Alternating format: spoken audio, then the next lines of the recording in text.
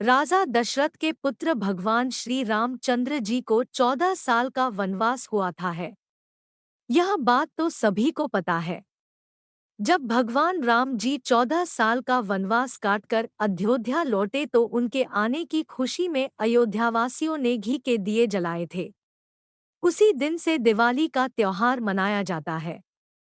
लेकिन आपने कभी यह सोचा है कि आखिर भगवान राम जी को 14 साल का ही वनवास क्यों हुआ था?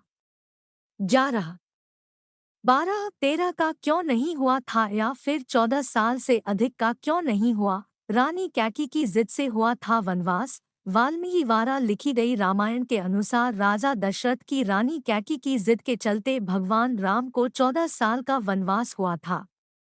रानी कैकी उनकी महल की दासी मंथरा की बातों में आ गई थी और कैकी ने राजा दशरथ से वचन मांगा था कि वह उनके बेटे भरत को राजगद्दी पर बिठाए और राम को 14 साल के लिए वनवास भेज दें।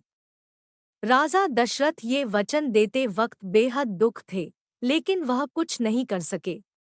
हालांकि राजा दशरथ के इस वचन का भगवान राम भी विरोध कर सकते थे, लेकिन उन्होंने ऐसा नहीं किया।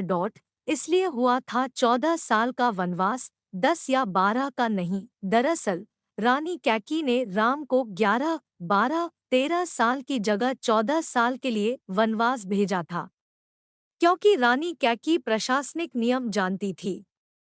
नियम के अनुसार त्रेतायुग में यह नियम था कि यदि कोई राजा अपनी गद्दी को 14 साल तक छोड़ देता है तो वह राजा बनने का अधिकार खो देता है।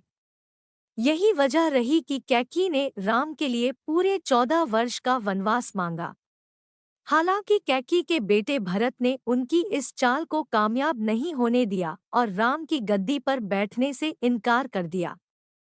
जब राम वनवास पूरा करके लौटे तो भरत ने उन्हें उनकी राजगद्दी ससम्मान लौटा दी। द्वापरयुग में था 13 साल का नियम। द्वापरयुग युग में यही नियम 13 साल का था। अगर कोई राजा 13 साल के लिए अपना राजपाट छोड़ देता था तो उसका अधिकार खत्म हो जाता था।